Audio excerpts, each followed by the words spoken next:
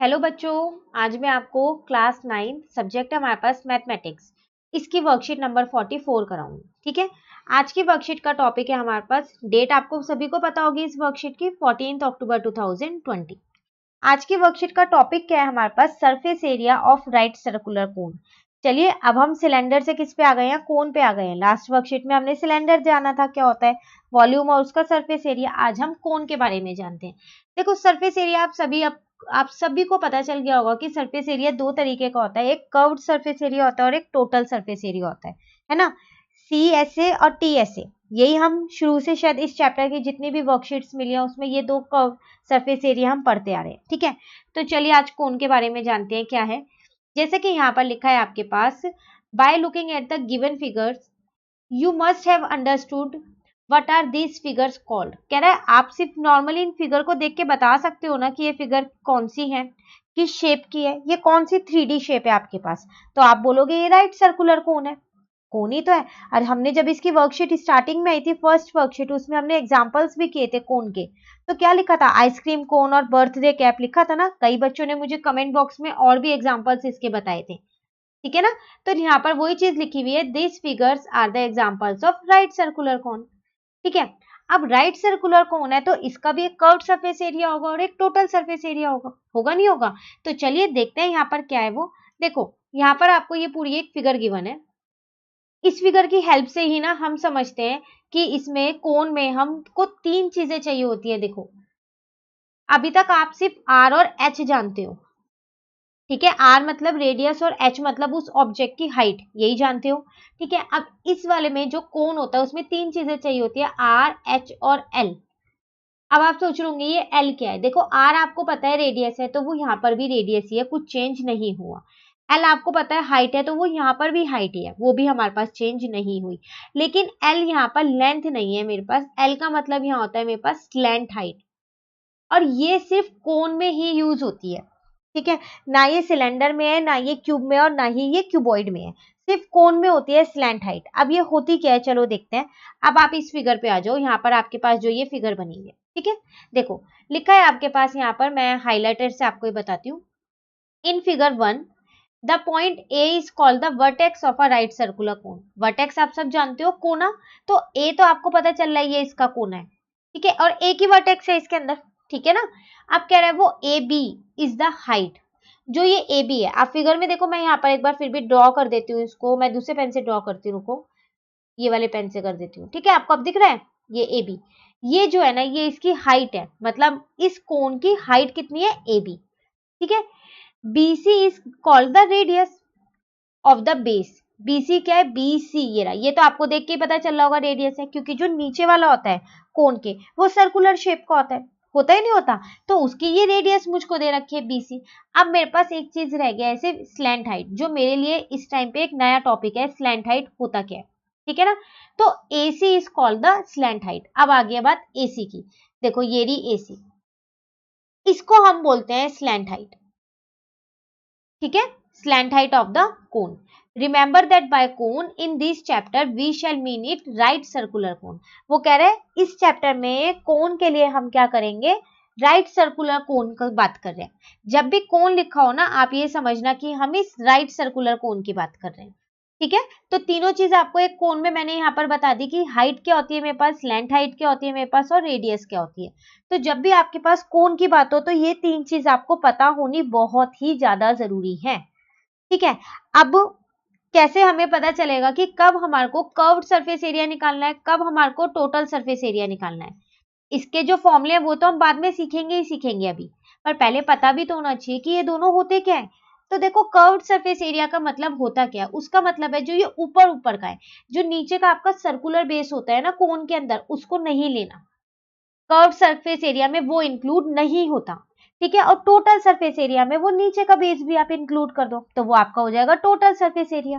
ठीक है, तो कर्व्ड मतलब जो ये मैं इसमें बताऊं आपको, यहाँ पर जो ये आइसक्रीम का ये पूरा जो एरिया होता है ये कर्व्ड सरफेस एरिया है। इस साइड भी और जो आइसक्रीम के पीछे की साइड है वो भी आपको इंक्लूड करनी है। 3D शेप है ना ये, इसलिए तो इसके पीछे की साइड भी होगी होगी। ठीक है, और टोटल सरफेस एरिया में आपको क्या करना है, जो ये सर्कुलर बेस है इसका एरिया भी इंक्लूड कर देना। सर्कल का एरिया तो आपको पता ही होगा पाई आर स्क्वायर, ये हमने सिलेंडर में भी किया था, ठीक है ना, तो वो आपका टोटल सरफेस एरिया आ जाएगा। चलिए अब हमको ये तो पता चल गया कि कर्व्ड सरफेस एरिया और टोटल सरफेस एरिया हमें कैसे पता चलेगा कौन सा लगाना है। जब हमसे वो बाहर बाहर का एरिया पूछेगा, ऊपर का, ये कर्व्ड वाले का, तो हम कर्व्ड सरफेस एरिया लगा देंगे, और जब वो हमसे पूछेगा कि पूरे ही कोन का एरिया निकालो, तो हम टोटल सरफेस एरिया लगा देंगे। अब लगाने के लिए उसका फॉर्मूला भी तो होना चाहिए, ठीक है ना। तो देखो यहाँ पर आपको एक ही छोटी सी एक्टिविटी दे रखी है सरफेस एरिया फाइंड करने की, ठीक है। ये एक्टिविटी आप खुद से करोगे, इसमें आपको कुछ नहीं करना है, एक पेपर का कोन बनाना है, उसको कट करके उसकी एजेस वगैरह कट करके करनी है। स्टेप बाय स्टेप जैसे आपको बता रखा है ना, आप इसको वैसे करना, और मुझे कमेंट बॉक्स में बताना जरूर, अपने नाम के साथ बताना प्लीज, ताकि मुझे पता चले कि कितने बच्चों ने ये एक्टिविटी घर पे की है, ठीक है। कमेंट बॉक्स में जरूर बताना कि आपने किया, मतलब एक पेपर से कोन बनाया, उसकी वर्टेक्स बनाई, उसको कट करके क्या बना आपका, जैसे भी आपको कितने बच्चों को ये स्टेप्स अच्छे से समझ में आए, ठीक है। जितना भी आप कर सकते हो उतना करना, बस आप मुझको जरूर बताना कि आपको कितना समझ आया, ठीक है। अब इस एक्टिविटी से ना उन्होंने क्या किया, कर्व्ड सरफेस एरिया और टोटल सरफेस एरिया निकाल दिए। तो चलिए हम डायरेक्ट वो देखते हैं। ये रहा मेरा curved surface area of the कोन, वो होता है मेरा पाई आर एल, ठीक है। और total surface area of cone मेरा होता है pi R L plus pi R square. तो अब इन्होंने पता है क्या किया, इसको ना थोड़ा सा छोटा कर दिया। आप सोच रहे होंगे तो बहुत बड़ा है, तो चलो फिर हम भी इसको थोड़ा सा छोटा कर देते हैं। देखो यहां से ये दोनों में पाई है ना, तो मैंने इस पाई को यहाँ पर कॉमन ले लिया, ठीक है।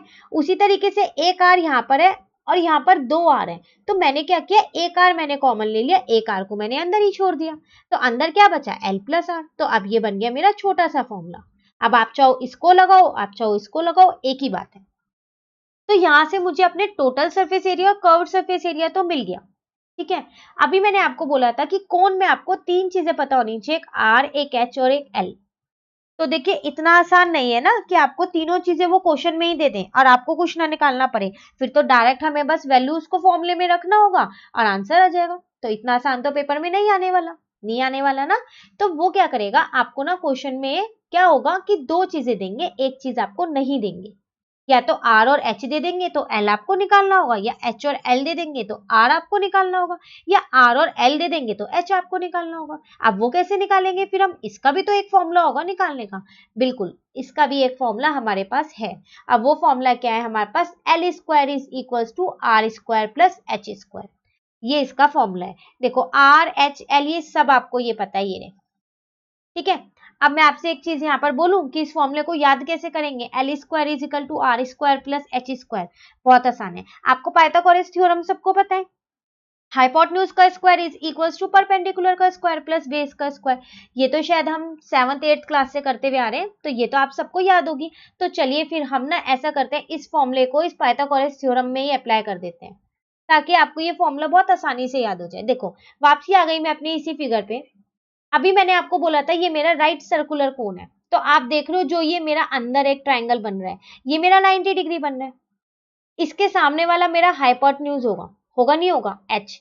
तो एसी मेरे पास था क्या, एल ही तो था, एसी था ना एल, तो लो आ गया आपका एल स्क्वायर, आया नहीं आया। अब नीचे वाला बेस था बीसी, तो बीसी मेरे पास था क्या, आर, तो आर स्क्वायर लिख देती हूं मैं पहले। और ए बी ये मेरे पास क्या है, हाइट, तो मतलब एच स्क्वायर। ये लो, परपेंडिकुलर बेस हाइपोटेन्यूज, एक्चुअल में ये नहीं है, परपेंडिकुलर बेस और हाइपोटेन्यूज नहीं है। आप इसको मत लिख देना, परपेंडिकुलर का स्क्वायर प्लस बेस का square is equal to hypotenuse का स्क्वायर, बिल्कुल नहीं। यहाँ पाइथागोरस थ्योरम नहीं लग रही, ये मैंने सिर्फ आपको एक याद करने का तरीका बताया। आप भूल जाओ तो राइट सर्कुलर कोन बनाना जल्दी से अपना, ठीक है। उसके अंदर ये बनाना तीनों, स्लैंट हाइट, हाइट और रेडियस। फिर आपको एकदम बनाते के साथ ही याद आ जाएगा कि l square is equal to are square plus H square है, ठीक है ना। तो फिर बोल रही हूँ, गलती से भी पाइथागोरस थ्योरम मत लगा देना यहाँ पर, ठीक है। चलिए तीनों चीजें अब हमको पता चल गई। अब हमको यहाँ पर ये वाला फॉर्मूला पता है, इनमें से कोई सी भी दो पता होगी तो तीसरी तो हम बहुत आसानी से निकाल सकते हैं। चलो तो यहाँ तक तो हमारा हो गया है। अब हम क्या करते हैं, अपने क्वेश्चंस पे आते हैं। बहुत आसान से क्वेश्चंस है आज की वर्कशीट के। देखो फर्स्ट है आपके पास, find the curved surface area of a right circular cone whose slant height is 10 cm and base radius is 7 cm। सब कुछ डायरेक्ट दे रखा है। क्या क्या दे रखा है आपको, पहले हम यहाँ गिवन वाला लिख लेते हैं। एच मुझको गिवन है यहाँ पर 10 सेंटीमीटर, ठीक है। आर मुझको गिवन है यहाँ पर 7 सेंटीमीटर। मुझको निकालना क्या है, मुझको तो कर्व्ड सरफेस एरिया निकालना है। तो कर्व्ड सरफेस एरिया का फॉर्मूला क्या होता है मेरे पास, पाई आर एल, ये तो होता है। पाई की वैल्यू तो हमको पता ही है 22/7, आर भी मुझको गिवन है। अब स्लैंट हाइट, अच्छा सॉरी ये मेरी गलती है, यहाँ पर मैंने गलती से यहाँ पर एच लिख दिया है। स्लैंट हाइट तो मेरे पास एल होता है ना, ये रहा। एल भी मुझको गिवन है 10, बस फॉर्मूले में मैंने यहाँ पर ये पुट किया और मेरा आंसर आ गया, है ना। फर्स्ट क्वेश्चन बहुत आसान। चलिए सेकंड देखते हैं, वो भी बहुत आसान है। और खाली सॉल्व वाले ही नहीं आसान, अनसॉल्व वाले भी आज की वर्कशीट में हमें आसान दिए हैं। चलो देखते हैं, पहले हम क्वेश्चन समझते हैं फिर आंसर करेंगे। यहाँ पर लिखा है the height of the cone is 16 centimetre. Height दे रखी है, स्लैंट हाइट नहीं दे रखी, तो इसका मतलब ये एच दे रखा है। And it's base radius is 12 centimetre, तो आर भी दे रखा है। Find the total surface area. अब मुझे यहाँ पर टोटल सरफेस एरिया निकालना है कोन का।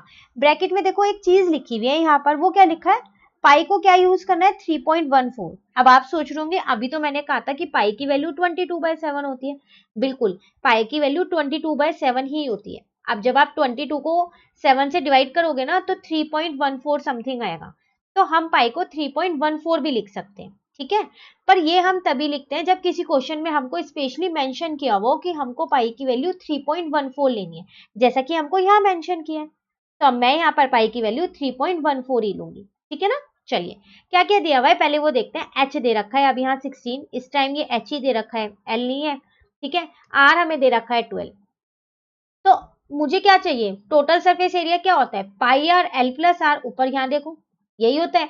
मेरे को एल चाहिए लेकिन मेरे को यहाँ एल नहीं दे रखा, तो एल का फॉर्मूला तो किया था अभी हमने, क्या था, l square is equal to h square plus r square. तो देखो वही फॉर्मूला इन्होंने लगाया और उस फॉर्मूले में ये पुट कर दी वैल्यूज। एच मतलब 16 का स्क्वायर, आर मतलब 12 का स्क्वायर। सॉल्व किया तो इनका एल यहाँ से 20 आ गया। आप इसको सॉल्व करना, आपका भी यहाँ से 20 आएगा, ठीक है ना। अब बस अब कुछ नहीं करना, पाई की जगह मैंने 3.14 लिखा, ठीक है। आर की जगह मैंने 12 लिखा, गिवन था, ठीक है। ये रहा, ब्रैकेट में था एल प्लस आर, तो एल मेरा 20 मैंने खुद से निकाला है, हमको गिवन नहीं था, ठीक है। फॉर्मूला जरूर लिखना है, ये भूलना मत, ठीक है ना। आर मुझे 12 गिवन था, सॉल्व किया, मेरा आंसर आ गया। और एक चीज आपने नोटिस की, यहाँ स्क्वायर चल रहा है, क्यूब नहीं है। लास्ट वर्कशीट में क्यूब था क्योंकि लास्ट वर्कशीट में वॉल्यूम निकालना था। इस बार हमको एरिया निकालना है। जब भी एरिया निकालना हो ना, कोई सा भी ऑब्जेक्ट हो, आप हमेशा उसका जो एरिया आएगा ना उसके आंसर में स्क्वायर लगाओगे, ठीक है। चलिए दोनों एग्जांपल्स हो गए, अब हम अपने क्वेश्चंस करें। चलो क्वेश्चन नंबर 1 अब हम देखते हैं। हमसे कह रहा है diameter of the base of a cone is 10.5 centimetre. हमको एक कोन के बेस का डायमीटर गिवन है 10.5 centimetre and it's slant height, अच्छा एल मुझको यहाँ पर पहले से ही गिवन है 10, चलो निकालना नहीं पड़ेगा। Find its curved surface area, तो कर्व्ड सरफेस एरिया निकालना है। तो देखो यहाँ करते हैं हम इस क्वेश्चन को, ठीक है। सबसे पहली बात मुझको यहाँ पर डायामीटर गिवन है, तो डायामीटर मेरे पास है यहाँ पर 10.5 सेंटीमीटर, ठीक है। कर्व्ड सरफेस एरिया होता है मेरा पाई आर एल। अभी तक आपने किया कि कहीं पर भी डायामीटर का यूज हुआ हो, बिल्कुल नहीं, हर जगह रेडियस का यूज होता है। तो मैं क्या करती हूँ यहाँ से ना रेडियस को निकाल ही लेती हूँ फिर, क्योंकि मुझको पता है उसका यूज होना है, ठीक है। तो रेडियस आर वो होती है मेरी d/2, इसका मतलब 10.5/2, ठीक है ना। तो वो मेरी आ जाएगी 5.25 सेंटीमीटर, ठीक है। स्लैंट हाइट मुझको पहले से यहाँ पर गिवन है, तो स्लैंट हाइट मेरे पास कितनी है यहाँ पर, वो मेरे को गिवन थी 10 सेंटीमीटर। क्या निकालना है, कर्व्ड सरफेस एरिया। तो चलो निकालते हैं, किसका है, कोन था ना खाली, कर्व्ड सरफेस एरिया ऑफ कोन जो लिखा था, ठीक है। देखो तो कर्व्ड सरफेस एरिया ऑफ कोन, तो कोन का कर्व्ड सरफेस एरिया क्या आएगा, पाई आर एल, ठीक है ना। क्या ऐसा कुछ लिखा है पाई को क्या लेना है, नहीं लिखा, तो हम पाई को क्या लिखें, 22/7। आर तो मैंने अभी निकाला है 5.25, एल तो मुझे पहले से ही गिवन था क्वेश्चन में 10, पॉइंट हटाया, यहाँ पर क्या आ गया 100 आ गया, जीरो से जीरो कट कर दिया, ठीक है। तो कितना आया 22 इंटू 525, है ना। और यहाँ पर आ गया मेरे पास 70, तो जब मैंने इसको इंटू किया 11550 आया और 70 ऐसी है, जीरो से जीरो कट कर दिया, अब इसको डिवाइड कर दिया, तो 165 सेंटीमीटर स्क्वायर ये मेरा कर्व्ड सरफेस एरिया आ गया, ठीक है ना। चलिए क्वेश्चन नंबर 2 देखें। क्वेश्चन 2 मैंने यहाँ पर लिखा है, तो यहीं पर हम इसको समझते हैं। क्वेश्चन है find the total surface area. अब मुझे टोटल सरफेस एरिया निकालना है कोन का। स्लैंट हाइट मुझको यहाँ गिवन है, चलो स्लैंट हाइट पता है, अब वो निकालने की मुझे यहाँ पर भी जरूरत नहीं है। फर्स्ट क्वेश्चन में भी मुझे पता थी और सेकंड में भी मुझे पता है। यहाँ भी मुझे कह रहा है एंड डायामीटर दे रखा है ऑफ इट्स बेस, तो डायामीटर तो नहीं चाहिए मुझे, क्या चाहिए मुझको, तो रेडियस चाहिए, वो मुझको जरूर निकालनी पड़ेगी। सबसे पहले अब मैं लिख लेती हूँ स्लैंट हाइट, क्योंकि मुझे स्लैंट हाइट यहाँ पर गिवन है, तो स्लैंट हाइट मतलब एल, वो मुझको यहाँ पर गिवन है, कितना 21 मुझको वो गिवन है, ठीक है। डायामीटर मुझको यहाँ पर गिवन है, वो है मेरे पास 24 मीटर। तो मैं यहाँ से क्या करती हूँ, रेडियस निकाल लेती हूँ, ठीक है ना। तो वो हो गई मेरी 24/2, तो कितना आ गया 12 मीटर आ गई रेडियस। बस अब तो आपको टोटल सरफेस एरिया निकालना है, तो फॉर्मूला लिखो पहले आप, total surface area of a cone. क्या फॉर्मूला था, छोटे वाला लिख दे, कॉमन लेके जो लिखा था, पाई आर, ब्रैकेट में क्या था आपके पास, एल प्लस आर, यही था। चलो एक बार फिर भी चेक कर लेते हैं, देखते हैं यहाँ पर आ जाओ वापसी, ये वाला लिखा है मैंने, पाई आर एल प्लस आर, आप ये भी लिख सकते हो, एक ही बात है, ठीक है ना। चलो बस वैल्यूज पुट करनी है। देखो यहाँ भी पाई की वैल्यू नहीं दी हुई ना, तो आप पाई की जगह 22/7 ही लिखना। आर आपने अभी निकाला है 12 है, एल आपको क्वेश्चन में गिवन था 21, आर आपने अभी निकाला था 12, ठीक है। चलो आगे करते हैं। मैंने 22 को ना 12 से इंटू कर दिया है, तो वो मेरा आ गया 264, और 21 में 12 प्लस किया तो मेरा 33 आया, ठीक है ना। अब मैंने क्या किया, इन दोनों को मल्टीप्लाई कर दिया, 8712 आएगा, जब आप मल्टीप्लाई करोगे तो यहाँ 7 है। बस अब तो आपको डिवाइड करना है, तो जब आप डिवाइड करोगे ना, तो पॉइंट के बाद 2 डिजिट तक ही रखना, बाकी का छोड़ देना फिर। अब मीटर स्क्वायर आपका आंसर, तो ये आ गया आपका total surface area of a cone, ठीक है। ये थे हमारे पास आज की वर्कशीट में सिर्फ 2 ही क्वेश्चन जो हमें करने थे, 2 दिए हुए थे, ठीक है। ये एक बार पढ़ के जरूर मुझे बताना कि ये क्या है, आपको कैसा, कितना समझ में आया, ठीक है। वैसे बहुत आसान है, ठीक है, कुछ नहीं है, आपको सिर्फ ये फॉर्मूला निकालना सिखाया गया है, ठीक है ना। जो ये एक्टिविटी है वो आप करके मुझे जरूर बताना कमेंट बॉक्स में। ये भी बताना वर्कशीट आपको समझ में आई, या फिर कहीं पर डाउट हो तो आप मुझसे पूछ लीजिएगा, ठीक है। वर्कशीट नंबर 45 हम अपनी नेक्स्ट वीडियो में करेंगे। तो आपको वीडियो अच्छी लगी तो लाइक जरूर कीजिएगा और मेरे चैनल को सब्सक्राइब कीजिएगा। Thank you.